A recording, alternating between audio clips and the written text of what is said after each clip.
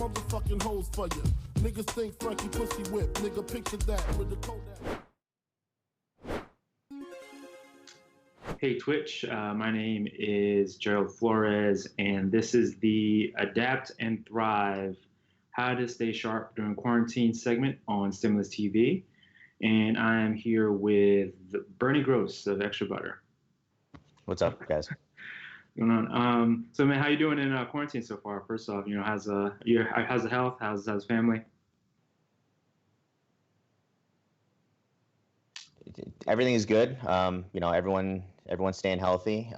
Staying productive. I think it's just important to be as positive as possible and keep yourself busy. So luckily I still have plenty of work to do. Man, that's good. That's good.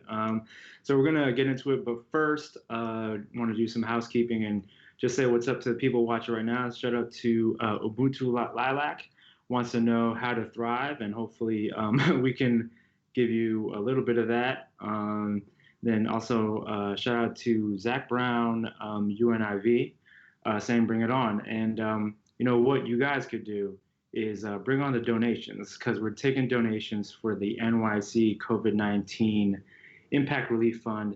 You can just hit that donate button, give us $1, $100, $500. Whatever you can to bring some relief to people. But Bernie, why don't we start by telling me a little bit about yourself and Extra Butter. Yeah, so I'm the creative director of Extra Butter. We are a New York premium concept shop. Our concept is bringing our love for film, fashion, and the culture together. We are top tier of all of the major footwear accounts. We are best in class in some contemporary men's fashion and streetwear. And I think how we bring those products to life is implementing that kind of cinematic personality by really focusing on experiential activations and engaging the community at a local level, and then broadcasting those stories to our global audience. What are some things you guys did recently? I know you guys did that really dope Adidas collab that launched actually in the midst of quarantine, and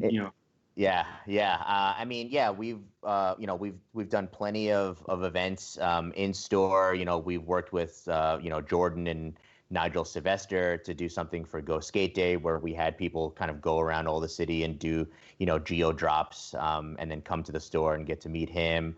We've done talk panels for products that inspire us, and we've even produced some short films that kind of tell the story of the product. And then more recently, like you mentioned, we actually dropped an Adidas Consortium collab in the midst of the pandemic, which is obviously something very new to us and a huge challenge. And I think we were up for that challenge, and I think it's going to be a huge milestone in our portfolio of collaborations.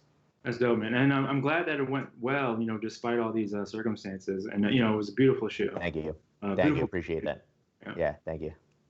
So going back BC, before Corona, what was like a normal day for you?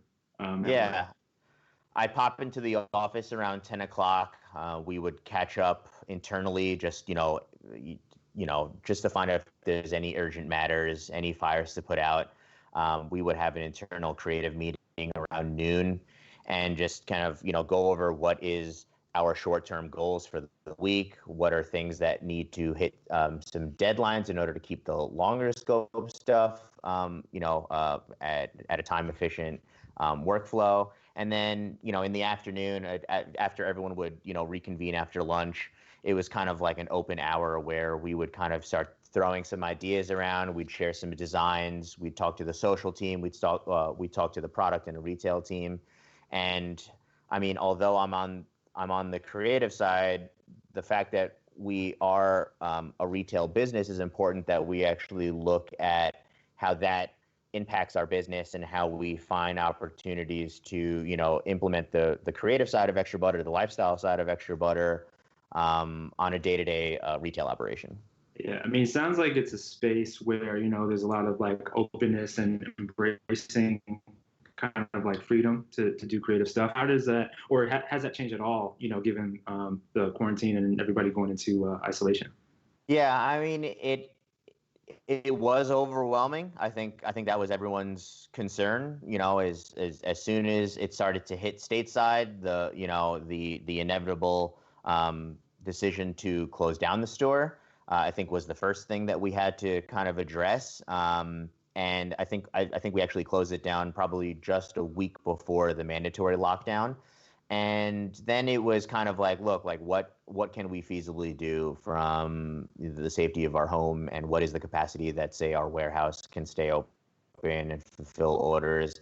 And luckily, that's still open, that's still operational. So we are still able to keep afloat and keep the business going from an online perspective.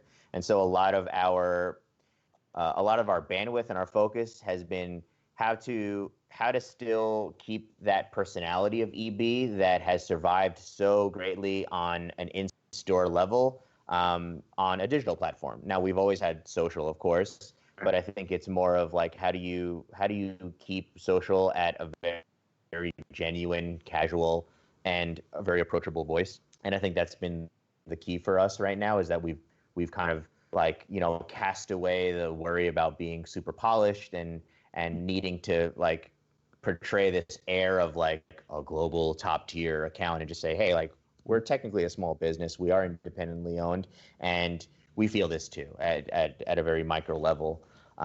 So I think it's been important for us to just make sure that we are pragmatic, I think is the best way of putting it. And from a logistics point of view, we have been having daily leadership meetings every day. We get on our Google Hangouts, we video chat 2 p.m. and just kind of catch everyone up on what each of the departments are working on.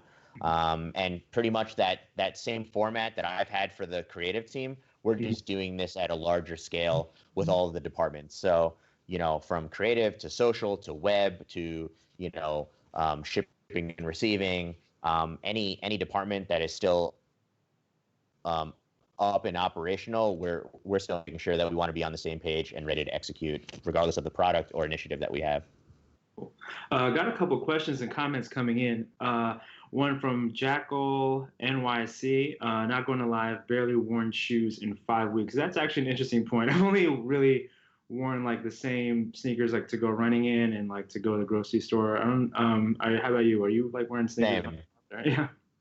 Same. I mean, we actually just dropped an Addy Let Slide. So I mean, that's been like, coincidentally, it's the perfect timing for me to just flex that and really celebrate our work that was put into it. But I mean, before that, I have a pair of UGG Ovadia collab, slides, mules that I've been rocking.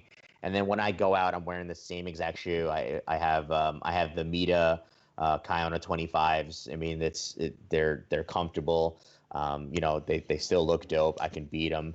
I'll move on to the Kiona 26. But yeah, I mean, I haven't really been wearing much, and my only interaction that I think is healthy is really just kind of reorganizing my closet, packing stuff away that I'm preparing to move soon. So I think this is like been my chance to kind of slow down and be very sentimental about some of my shoes, and just kind of say like, hey, do I really want this? Do I give it away? Do I donate it? I mean, this is an exercise I do yearly, actually. So I'm not one to hoard much, So like this is my early spring cleaning. Yeah, it's funny because like, I mean, I'm like the same way or similar. Like we, obviously we're just inside and like reorganizing furniture and things like that. Yeah. Like, oh, maybe it would look better if it faced the window, or it's funny how we cope with these things. But got another question, which is kind of related, from JBeanie87.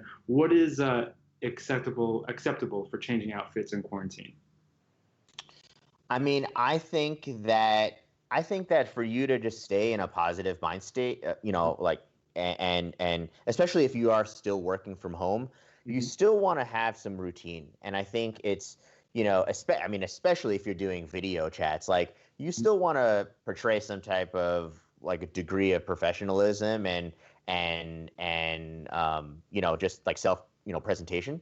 So look, like I'm not saying, like dress up, like rock a suit, if you were in that business setting, but you know, take a quick shower, do your hair really quick, make sure that, you're not wearing some like, really slouchy, bacon net, t-shirt. Like, so I think that kind of positions you in a way that people look at you with a little more confidence and respect. And then like that kind of oozes back to you where like you still can portray some type of like level of, productivity and confidence. That's funny because I read this. It was actually, was it this morning? I read this GQ article, and it was written by a female writer, and she was like trying to answer the question why all of her male coworkers were wearing hats on their Zoom on their Zoom calls, and it's simply because like we can't get haircuts, like it's coming out the side Sure. of the hat. She's like, Yeah. that's right, but your haircut looks pretty well. Do you have like some type of secret? Thank you. I got to give props to my girlfriend. She had never cut hair before, but I kind of showed her not like I've ever cut hair, but I've kind of like I went through the motions of what my barber does and said, look, at the end of the day too, like I appreciate the compliment, but even if it was botched, like I think the beauty of this right now is that we're all going through the same thing. So, I mean, even if my hair was jacked, I think you would have an understanding of like, yeah, of course he can't go and get a haircut. So, I think this is like another like amazing. I'm trying to look at the silver lining of like we're seeing a global level of empathy towards each other. We all have an understanding. So, I hope that when we come out of this, we can keep that degree really high. Yeah, same. Yeah, and compassion for others as well, for sure. Right. Yeah. So, want to get back into kind of like our topic here around adapting and thriving. Ubuntu Lilac is, asking how do you find ways to keep active inside? I guess that means, and clarify if you want to in the comment section, but I don't know if that means physically or just creatively. How are you kind of like staying sharp?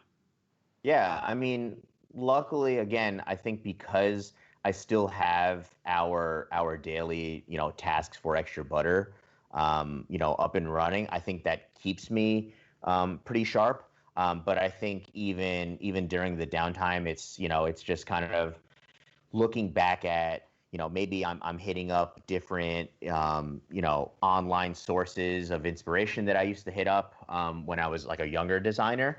I think, taking the time going through some of like my old publications and books and just kind of like refreshing myself of like what got me into this, from like a cultural point of view.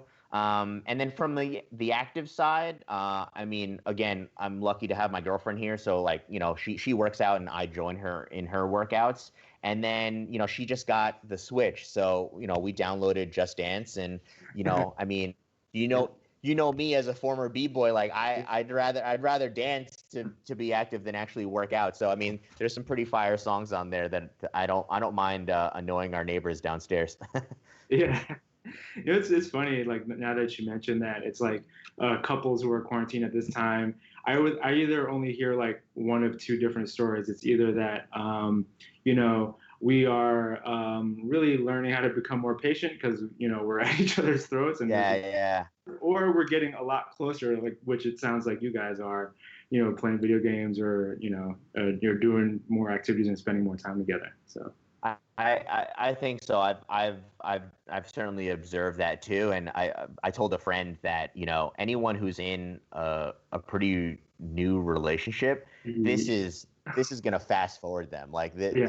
The past 2 months is probably the equivalent to like 6 months of dating. Because you're just nonstop, on top of each other, and it'll make or break you. So.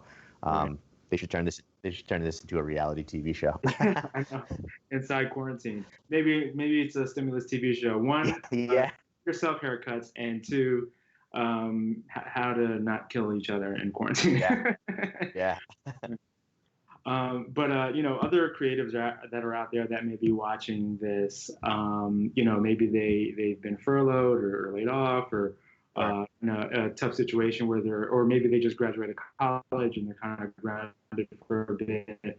What would be your advice for them or to just stay sharp in general? Sure. Yeah. I mean, for the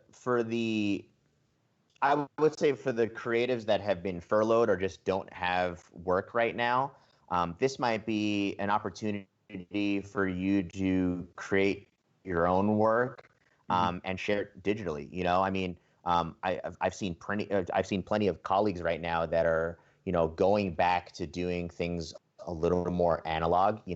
I mean, I'm in front of my computer all the time, and I think this has been a great opportunity for me to go back to my first love, which was the pen and paper. And I'm seeing a lot of other colleagues in the industry doing it too, where they're illustrating, they're printing stuff, they're painting stuff. And look, whether you want to turn that into a profitable opportunity or not, you can still at least take a photo of it, post it, and you're engaging your community, your followers.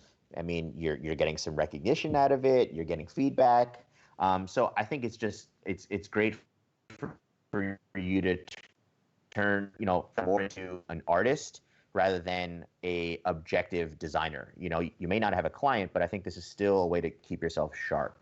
And then I think for the new creatives, like you mentioned, say someone who's just out of college and hasn't necessarily had the experience ever, or looking to figure themselves out, I think this is the perfect time to do that. I actually just told a friend that, I think creatives tend to get inside their heads and they get really sensitive about their work. And sometimes they have this thing that I call analysis paralysis, where they get so strung up on like the hate and like the rejection that they never put something out. And so, and that can also come from like the insecurity of like, am I going down the right path? Am I actually pursuing the things that I should be pursuing? And what I have to say to them is, the whole world is on pause. So you shouldn't necessarily worry about being left behind, because you're not being left behind. Like, you're moving at the same pace that everyone else is at right now. So I say this is the best time to, instead of what we call get in your feelings, like just self-reflect and just figure out like, maybe what you've been considering doing and pursuing isn't actually what you really want or what you're actually good at. I think you should sit back and kind of figure out what your wheelhouse is. And then maybe when all is said and done, you might like, I'm not saying like, hey, like if you're a designer, become a cook, but like maybe you wanted to do footwear design and maybe you're more better at apparel, or maybe you're better at product marketing. Right. And these are things that like I've learned the hard way over the years. Like my career path has meandered significantly. So I think kids like have the ability to like skyrocket themselves in the right trajectory, but maybe they just don't know what that direction is. Yeah, analysis paralysis. That is a gem right there. You should trademark that. You mentioned that your career path has meandered a bit. Why don't you take us back and walk us through how you got to where you are now? Oh, sure. Yeah, I mean, again, talking about like figuring yourself out. I mean, I originally went to college for audio engineering. Like I wanted to work in a studio and not be a producer, but just kind of work on mastering albums. And it didn't work out. I actually got bored of it. And I kind of went back to the drawing table, and a lot of mentors and old teachers were like, look, we knew you growing up as a kid who was into art, so figured that out. And eventually I transferred to FIT. I got into an accelerated graphic design program. And, Extra Butter had just started, and I was doing that on the side. And eventually I fell into interning for Freshness Mag, which is a streetwear blog. Rest in peace, Poe. Rest in peace, Poe. Yeah, I mean, I was just talking about him. Like, those are really, really early fond memories for me of like, I was trying to figure out how to kind of maneuver my way. Like I was just studying music. I know I have skill in art and design, and I love streetwear. And Yuming Wu, gave me the opportunity of interning for him. And he was really recluse back then. He didn't want to hire anyone. And I want to say I was like his first or second intern. And I worked with him there, building the blog. And he was launching Sneaker News. And so I helped him blogging with that. And that's what kind of really got me more interested on the business side of footwear, not just me wanting to cop sneakers. And, sitting next to someone like Poe, like you mentioned, he became like this like mentor of mine that really dropped knowledge on like the fashion side of it, the streetwear side, like all these international brands that I had never heard of. So that's what like really built my love for this. And then, you know, again, EB was kind of building on the side, and I was doing freshness, I was doing sneaker news, and Yu Ming actually told me at some point, like, dude, I think you've outgrown us. I think you need to move on. And I was crushed. I just felt like, damn, like this guy doesn't want me, and I look up to him, and I'm doing my dream job. And he just felt like, look, like I too came from the design world, and I think you need to get, you know, your feet wet in that. And he got freelance work working for this agency called Momentum Worldwide, and they do some huge stuff. They have amazing clients. And I got into agency work for a couple of years, for like 5 years. And, you know, I went from an agency, I went from Momentum, I went to an agency called Radical Media. I worked at a small boutique agency that specialized in event marketing called Mirrorball. And I really learned how to like work creatively and design wise for bigger corporate brands. And that really, I think that was detrimental to like it was pivotal for like my business acumen of being a creative. Like it's not just about how innovative you are, but it's just knowing how to identify the right opportunities.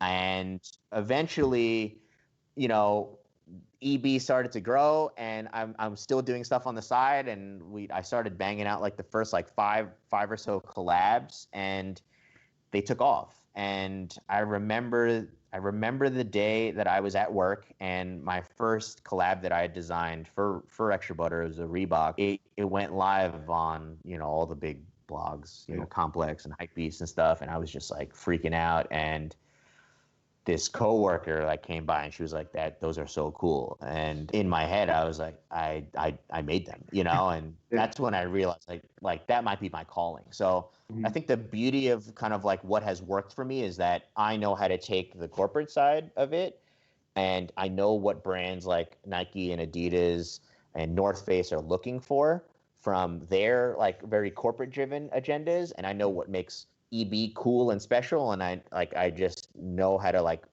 really ride between, you know, the thin line of like cool and profitable. Yeah. I'm going to pause for a couple of comments. Donatella33 asking, which one is Gerald? Both hotties, exclamation point. I mean, I am married, I'm sorry, but we are taking tips. But better than tips, we're taking donations for the NYC COVID-19 Impact Relief Fund. And you can give us $1, give us a couple dollars down there. Someone wants to know what you think the future of retail is going to be, you know, after all this. Yeah, that's a really interesting question. We actually had a bit of an informal focus group amongst some of our valued customers. We had a Zoom meeting where I just hit up people randomly, and we asked those questions very, you know, very bluntly and very candidly. So on Extra Butter, we'll actually be posting that soon. But I mean, I think what we got out of it and what we knew was going to be the answer was that people want more transparency. They want more intimacy amongst the customers. And we observe that the brands that are talking to customers, their followers, in a very genuine, very open and non-condescending manner are the ones that are going to come out alive, because they're the ones that make their customers actually feel valued and not just, you know, a cash grab. Right. You know, I want to pull on a thread that you mentioned about, you know, when you were at Freshness, and like Poe was like your mentor. How do you see the future of like mentorship now? You know, there aren't really face-to-face communications. Like, how do you network with people and like learn from people like in this, I guess, Zoom meeting? You know, this is like our only interaction. Yeah, I mean, I think it can be a challenge right now, figuring that very, very intimate connection through a digital platform. I do believe that, you know, the younger generation really knows how to utilize these social media platforms and tools much better than, you know, older folks, where they're not necessarily afraid to just straight up DM a brand or you know, DM an influencer or a creative and just be like, yo, like, teach me the ways. And I hope that some of these platforms like Skype and Zoom and Hangout maybe find better integrations to be able to like be one-on-one and share work or rounds or versions of things. Mhm. I hope that when the dust settles and we can get back to being one-on-one in real life, I want to see brands do stuff that we've been doing for years of having workshops, having talk panels. We're not talking like an auditorium full of like thousands of people. They can be really exclusive and still feel special. But to those 50, 75 people, that's something that they're going to walk away with and say like, hey, I walked away empowered. And so, anyone who's looking for that, I say don't be afraid to ask. I mean, there's no hurt in asking. What you don't ask, you don't get. So, I just think that we're all really understanding and compassionate, and we know that people are going to look for jobs and opportunities. So I think people in a position to make things happen, playmakers, make those plays, pass the ball, assist it, so Yeah. make it happen. That's a challenge to all my colleagues. Yeah, and that's an interesting point that you bring up, because I think now, for me personally, when people or kids like kind of like hit me in the DMs or reach out, like I'm a lot more. I mean, not to say that I was like just leaving them on red, but I feel like I'm a lot more open to like help out now than I was, because like that point you mentioned about like empathy. You feel like that's the same for you too, or I mean, is that something kind of like worldwide?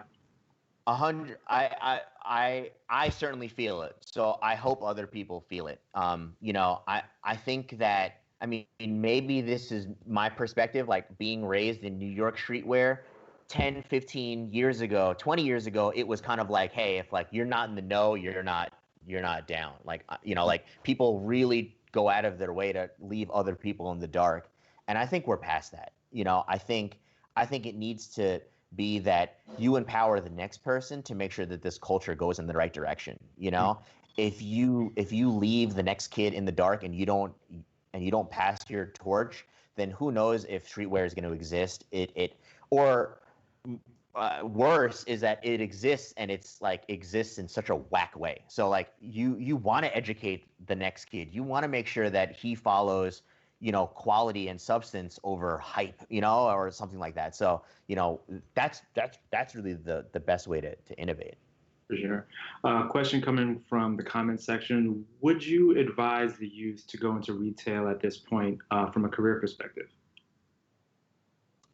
I think that it's really important to have that experience to create a stepping stone for the next thing. I think that a huge advantage that I have of understanding what sells and what is relevant to the consumer is that I started in retail. I mean, I was a sales associate working at our sister store, Renarts, out on Long Island. And, literally sitting down with like, the metal foot measure and, putting shoes on people and like cross-selling socks and shoelaces and all that stuff. And you have to kind of have an understanding of how the consumer thinks. I mean, it's not just about streetwear. It's about retail, at a much universal level. There are things that you can learn that are super helpful if you're working at Walmart or Macy's or whatever 7-Eleven, that are still going to be important to working in fashion and streetwear. So I think I always kind of fall back on the knowledge that I learned from that, and I always keep an open mind of what else can I learn as retail evolves. Mm-hmm. Are there any like big lessons just from working on retail that you've kind of picked up over the years that also apply to like other facets or other kind of like areas in your life? That's an interesting question. I think just being in customer service really humbles you. I think that when you kind of look outside of like the American perspective, I think people sometimes look at jobs like that as very like low level and degrading. Whereas like if you then flip it and you look at, say, Japanese culture, it is an honor to serve people. It is highly respected to make someone's day and make them feel special. So I think I look at it as like, look, like if retail is customer driven and it's about making a connection with someone for 15 minutes, an hour of them trying stuff on and making them feel comfortable in your store and feel welcomed, you've built a loyal customer. And if I use that ethos in my design work, or my relationships with friends and family, like I'm creating loyal family members, loyal friends, loyal, like colleagues. So I think it is absolutely important. Yeah. I'm going to pause and go and dig into the comments here, which may or may not be a good idea. Animal Bus says, hi, Bernie. Hey. Yeah, let's see who else is digging in the comments. Let's see. Saw some good questions coming up earlier. Okay. Footwear news projected a 25% decrease in footwear this year. High, low, about right.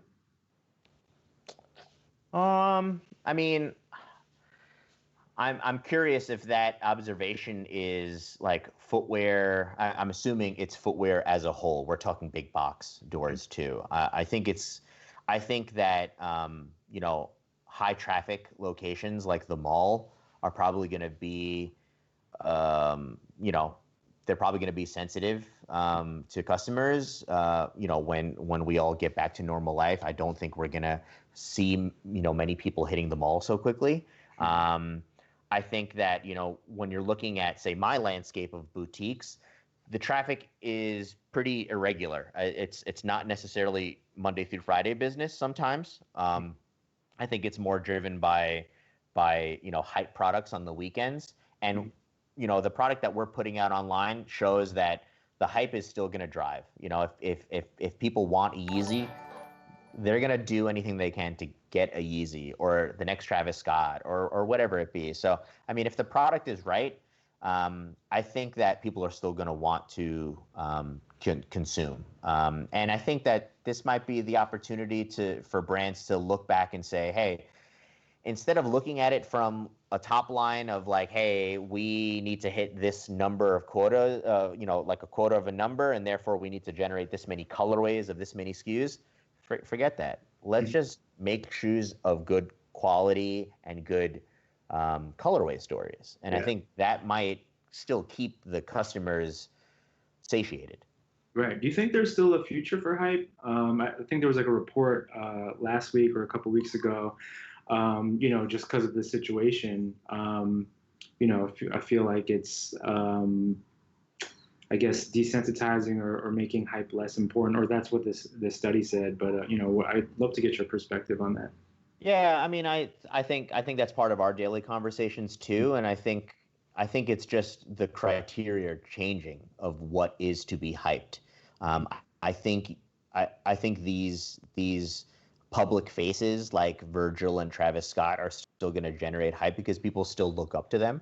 But I also think that coming from the bottom are going to be these stories and themes that are now going to be really important to people. So if sustainability wasn't important to you, it might be more now. If it's about mental, if it's a clothing brand that is promoting mental health, I think that's going to be a huge thing.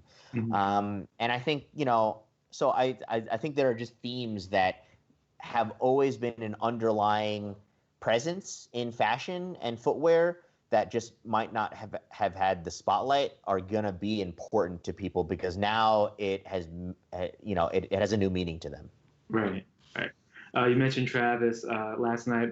He shut down Twitter with a Fortnite concert. Well, do you think like legs to that, or is that the start of something else now? In this digital world that we're living in. I think that digital was always going to be the inevitable direction for a lot of these brands to take on because it's limitless.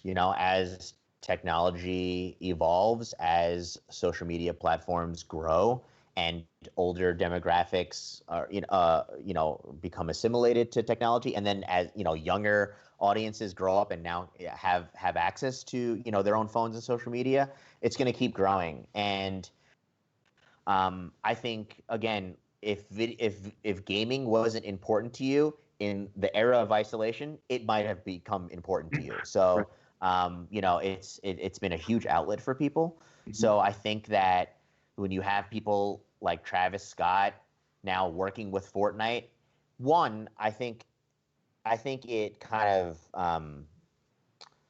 again, I think it's a great opportunity for Fortnite to expand the visibility. But two, I think it also validates that demographic that has always been into it.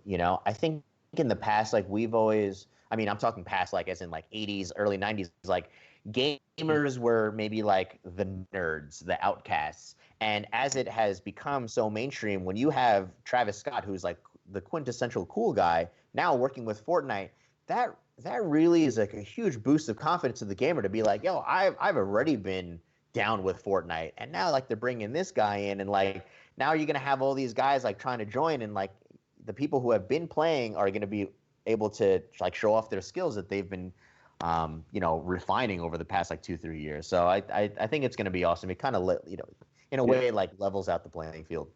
Yeah, I mean, gamers are like the new pro athletes now. Like Ninja signing like an Adidas deal. Um, Huge, yeah. Speaking of those big brands,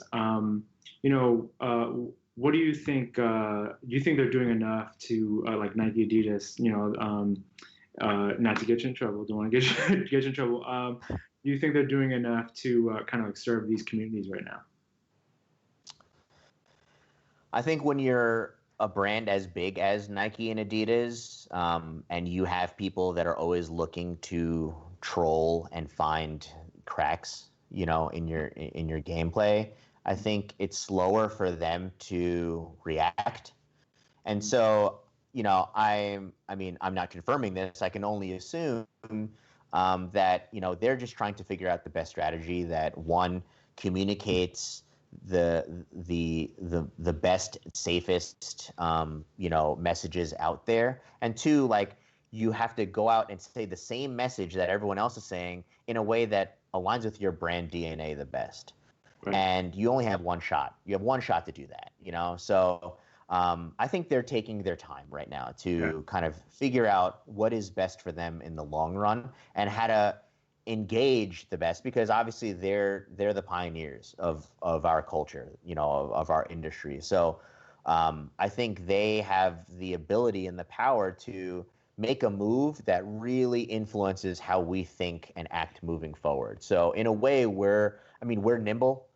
EB and like our friends, like our fellow boutiques, like we're nimble. We can move fast. We can hit at a more local level, and I think we're great at that, innovating at a micro level. And so, but obviously, like they, once they make a move, we'll obviously have to kind of recalibrate and say, like, does that apply to us or not?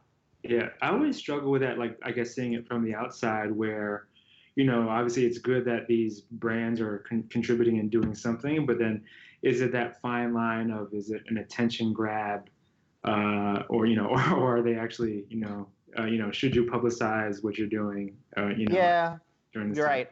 I always like Right, I'm right. always that riding the line, but Yeah, exactly, exactly. I mean, there's always that challenge of like, do you really want to boast about something that is winning goodwill when I guess philosophically, you should be doing it anyway. right, Um, but I mean, it happens all the time. I mean, brand A puts out this product that's like, hey, like we've been innovating and we're super sustainable and this recycles, things. And then brand B could be like, we've been doing that for 10 years. yeah, We didn't scream it from the top of a mountain, right, And right, so it happens all the time. And I think it comes down to how and what consumers gravitate and engage with those brands. Someone who's just like a diehard swoosh, fan might not care what another brand's going to say anyway. So, and the other way around. People who are like, like our friends on IG who are like diehard Saucony fans or Asics fans, like they're gonna look to those brands to come out of this and have a specific message and action, and then those respective fans will follow suit. cool. Before we wrap up, got another question from the comments. Lineage16 wants to know if you still get hyped about certain drops. I get hyped about drops that just have really cool stories behind them. I mean, I think, for instance, stuff that like my boy Frank Cook has done for Jordan, and like really telling these stories that are like they may or may not have been like widespread news or knowledge of Jordan brand, but he finds like these nuances to like really make it cool, and then he makes sure that he's elevated the product. I mean, the consortium guys I'm really close with, and I've always respected what they do. And so I think it's like it's not necessarily to answer the question specifically. It's never like one hype product or model. It's always like one specific colorway and fabric story that I'm just like, hey, I just like personally I mess with that shoe and I want it. And then of course like having the ability, working with Extra Butter and like having the ability to create our own collabs. That's my goal. Is like how do I make sure that every Extra Butter shoe that we drop is the thing that gets me most hyped than anything. So obviously I'm going to be a little biased. Yeah, as you should. And perfect segue, what's coming up for you guys, down the pike, and, or anything that you can tease us about. Yeah, I mean, we just dropped the Adidas. We're going to do, we're going to follow up with a restock on any, bots that we eradicated or, canceled orders. So, pay attention to the IG. Right now, we're just focusing on our community. It's not, for us, like, the product will come and go. And for us, it's just making sure that we still empower and inspire our community. We had some awesome things, in the pipelines with some, with some amazing brands. So, the timeline has obviously changed a little now, that we can't necessarily execute, but I would say just, stay tuned to Extra Butter. Follow me on IG. My personal is Bamits Bernie. For anyone having more questions, feel free to hit me up. I'll try to get back to you as soon as possible. Cool. Bernie, thanks so much for sharing your time, your expertise, and sharing your tips and tricks of the trade. Anyone out there who is watching, we are taking donations for the NYC COVID-19 Impact and Relief Fund. What you can. And I'm Gerald, and thank you guys for hanging out with us. And I see you guys next week, I guess. Bye. Thanks, Gerald. Later. Thank you. Quite dangerous. I'm in his ass while he playing against the Utah Jazz. My 112 CD blast, I was passed. She came twice, I came last. Roll the grass. She giggled, saying I'm smoking on homegrown. Then I heard her moan, honey, I'm home. Yep, told Chrome for situations like this. I'm up in this broad, I know he won't like this. Now I'm like, bitch, you better talk to him before this fifth.